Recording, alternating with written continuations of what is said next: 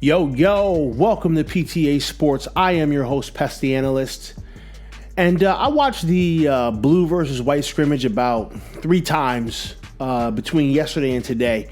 And the reason why I watched it more than once was because, honestly, man, the first time I watched it, when it was all said and done, I was kind of like, man, there really isn't anything here for me to talk about.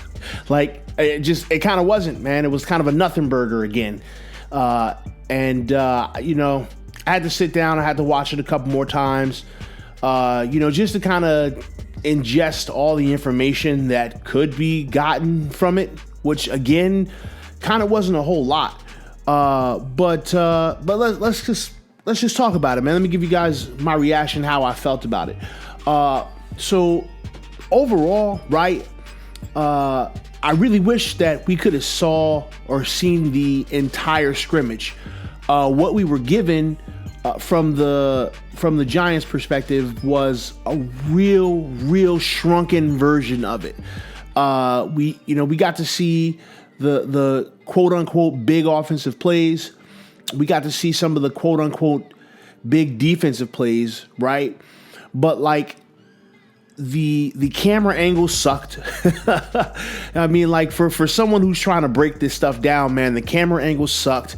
I wasn't able to really see what our defensive alignments were a lot. I wasn't able to really see our offensive formations.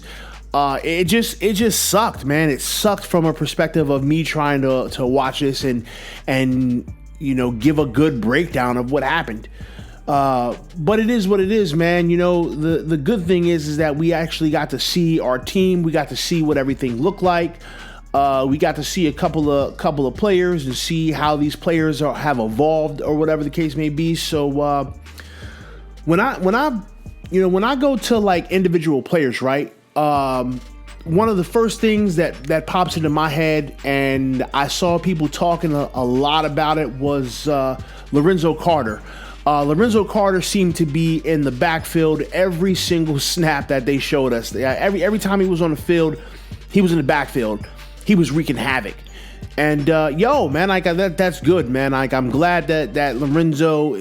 It seems like Lorenzo is taking a step forward, in terms of his ability to be disruptive, man. And so that's really good. Now I know a lot of people was talking about the fact that like quite a few of these good plays from Lorenzo Carter were kind of like at the hands of Andrew Thomas. Now, here's the thing. I'm not really going to like get super crazy or super angry at Andrew Thomas, right? This is kind of his first experience at this level. He's got to get his feet wet. So honestly, I'd prefer to see him get his ass kicked now than to be getting his ass kicked, during the season. I think Andrew Thomas is going to be fine. I think this is just a situation where, he's getting his feet wet. That's just what it is. So like, some people are gonna jump out the window and be like, "Oh my God, is Andrew Thomas going to be bad?" I mean, we still don't know, man. Like, the biggest takeaway that I've gotten from this white and blue scrimmage is nothing. I take away nothing from it, man. But like, I'm not gonna sit here and act like Andrew Thomas is not gonna be good because Lorenzo Carter blew him up a couple of times. Like, it is what it is on that, man. He'll be fine. This is a time for him to learn, so I'm not tripping off that. I also see people like, kind of talking about like, oh man, does this mean our offense is bad? I don't think so, man. I don't think this means our offense is bad. Like, y'all know me. Y'all know that I'm more excited about our defense than our offense. I think our defense is going to be way better than our offense this year. And I think that the defense is going to be the difference between us winning and losing this year, as opposed to thinking that, like, the offense is going to be putting up a bunch of points and the defense is going to be allowing a bunch of points. But I don't come away from this thinking that like our offense is bad. Like not at all. Not even a little bit. All right. I come at this thinking that, yo, man, maybe I'm onto something here and saying that our defense is just better than our offense. Additionally, right, we didn't even really see our starters we didn't see our starters doing anything on offense. Like one of the things that we really have to like take a step back and look at is the fact that both the offense and the defense are probably running vanilla ass schemes in this scrimmage, because what the coaches are looking for, they're just looking at the talent. I want to see how you guys are executing these basic vanilla ass plays, man, because if you can execute these basic vanilla ass plays, then we can get to more advanced level stuff. So like, again, man, I'm going to keep saying that I really took nothing away from this scrimmage, man. I took nothing away. Okay, Daniel Jones. So Daniel Jones, it seems like Daniel Jones is going to have to work on stepping up into the pocket a little bit more. Like it seems like he drops back, the pocket forms, and he still kind of stays where he's at because he's scanning the field, and he's going to have to work on stepping up into the pocket. We saw that, in a Coach Judge mic'd up moment, that Coach Judge pulled Daniel to the side and said, "Hey, I like 99% of what I'm seeing out there, but what do I not like?" And Daniel Jones responds with like the fumble, and Judge talks to him and says like, "Hey man, you got to step up into that pocket, you got to feel that pressure. Sack is better than a turnover. Blah blah blah." I mean, like, we're gonna have to kind of wait and see how Daniel Jones matures as a quarterback, and hopefully the light bulb will go off and he'll step up into that pocket a little bit. Like when I watched the plays that the defense got a quote unquote sack, it was mostly because Daniel Jones wasn't stepping up into the pocket. Like there was a pocket for him there, and he didn't step up into the pocket and make his appropriate reads. I did see one play where he actually did step up into the pocket, but then he got sacked by Leonard Williams. So listen, again, I'm not jumping out the window about this. We're gonna just kind of let this lie where it's lying right now, and wait until we get into some real life football. All right, the last thing that I kind of want to touch on is our head coach. All right, Joe Judge. So like when they showed his mic'd up moments, right? It was just a bunch of nothing burgers. Like the most interesting moments that I saw from there was the conversation that he had with Daniel Jones, and then there was a conversation that he had with the coaches, and they're just kind of talking kind of schematically, but not really, but just kind of talk about the run game.